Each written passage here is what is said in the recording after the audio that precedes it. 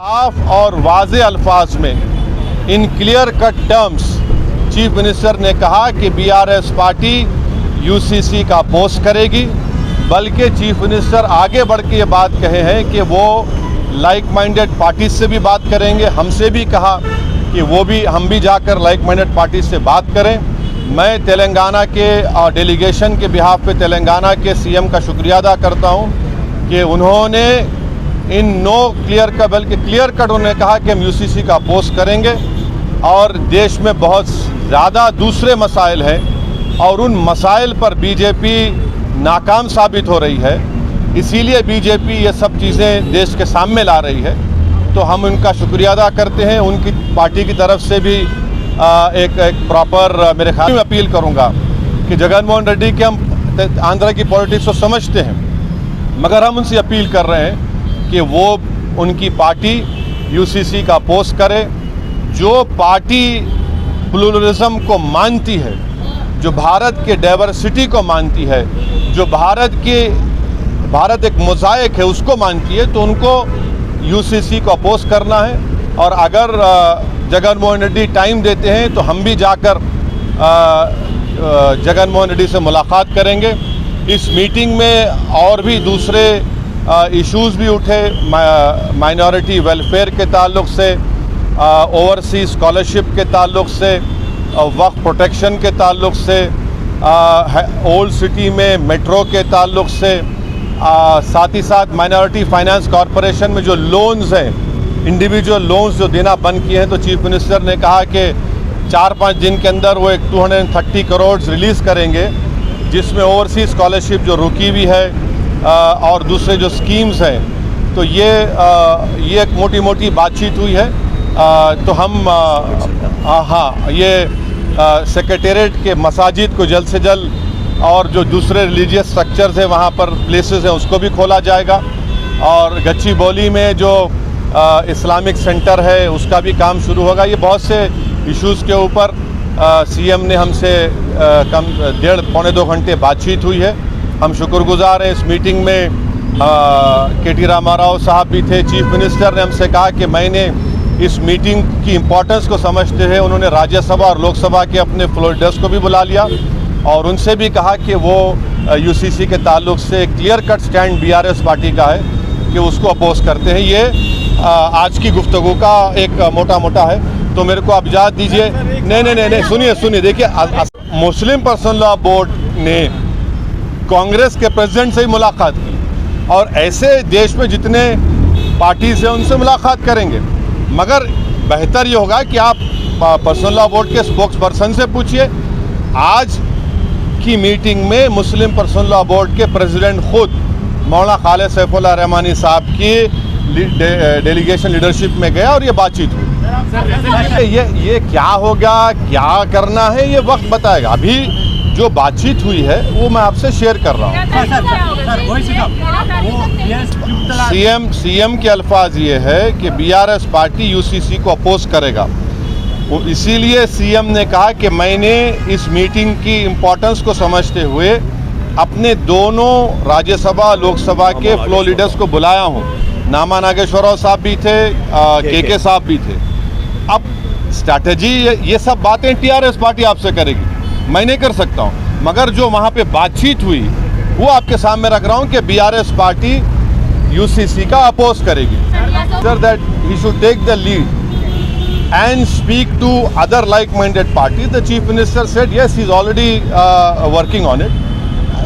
But our meeting was to request the BRS president, to request the Telangana chief minister that his party should oppose the UCC if it is brought.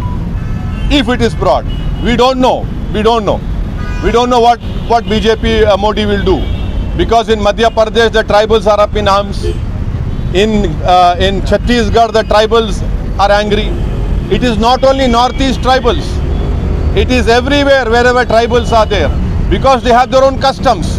The Christian community of all denominations is opposing. The Sikhs, I have read on it, apart from BJP's insisting on this. Thank you. See you on 13th.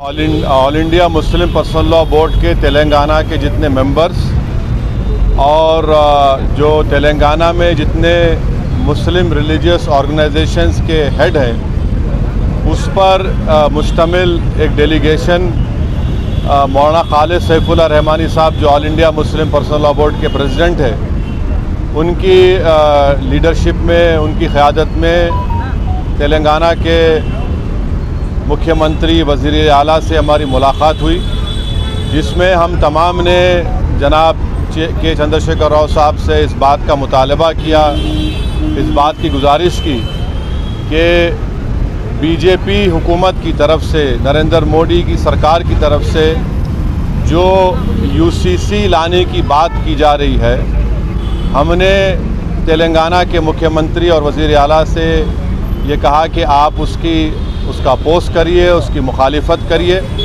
हमने chief minister को इस बात का याद दिलाया कि पिछले 10 साल से तेलंगाना स्टेट में उनकी सरकार है, स्टेट में पीस बहुत स्ट्रांग हुआ है, अमन मजबूत हुआ है।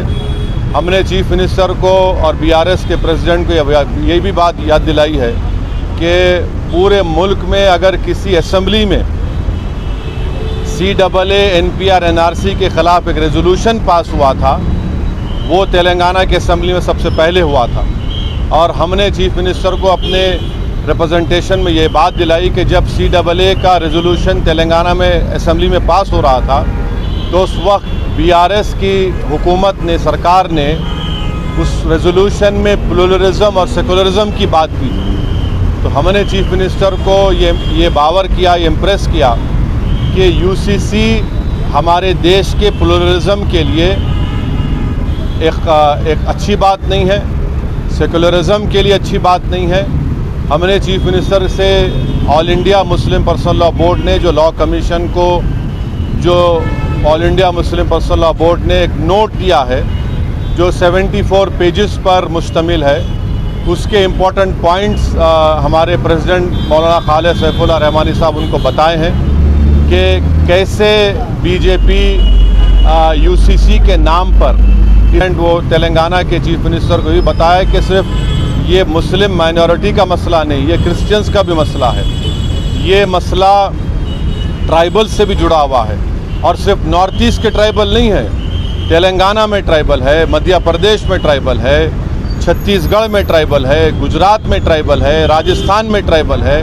उनका एक कल्चर है और उसका तहफ़्फ़ुज़ करना, और ये सिर्फ ट्राइबल नहीं बल्कि हमारे हिंदू भाइयों के लिए भी ये चीज़ अच्छी नहीं होगी, क्योंकि हिंदू अनडिवाइडेड फैमिली के तहत 3000 करोड़ का टैक्स रिबेट हमारे हिंदू भाइयों को मिलता है। 2015 के इनकम टैक्स के फिगर्स हैं, और अगर UCC आएगा तो Hindu succession act, Hind act, ये तमाम चीज़ें ख़त्म हो जाएंगी।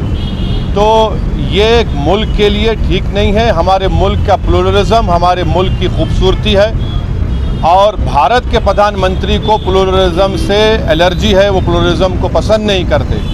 हमने चीफ मिनिस्टर को के चंद्रशेखर राव के बताया कि भारत के प्रधानमंत्री बोलते कि एक घर में 2 कानून कैसे होगा। तो आज आप देखिए कि भारत के प्रधानमंत्री ने गलत कहा, मिसगाइड किया पूरे नेशन को। हमारे मुल्क में CRPC हर स्टेट में अलग है, हमारे मुल्क में 2 कानून है। अगर आप देखेंगे तो नागालैंड में CRPC का अभी तक इम्प्लीमेंटेशन नहीं हुआ।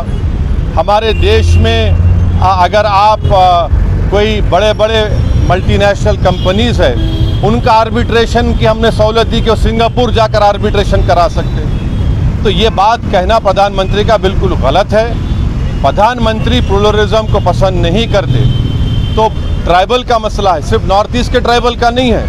अमित शाह अगर ये नागाज को बोल रहे हैं कि नहीं हम ट्राइबल्स को लॉ कमीशन एक्सेप्ट करेगा, तो फिर छत्तीसगढ़ के ट्राइबल का क्या होगा, तेलंगाना के ट्राइबल का क्या होगा, झारखंड के वो टेनेंसी लॉज का क्या होगा, छत्तीसगढ़ के ट्राइबल्स का क्या होगा। तो ये भारत की खूबसूरती, उसका प्लुरलिज्म है, उसकी डाइवर्सिटी है, जो RSS और BJP को पसंद नहीं आती है। आज यूनिफॉर्म सिविल कोड UCC का बिल जो 20 जुलाई को पार्लियामेंट में आने वाला है, उस ज़िमन में हम सीएम साहब केसीआर साहब से मुलाकात के लिए यहाँ आए थे। उनका जहन बहुत साफ़ है और उन्होंने ख़ुद इसको बहुत ही मुल्क के लिए, कौम के लिए, यहाँ के रहने वालों के लिए नुकसानदा उन्होंने करार दिया और उन्होंने बहुत खुले अल्फाज में 100% यूसीसी की मुखालिफत करने का ऐलान किया। ये रोज़ो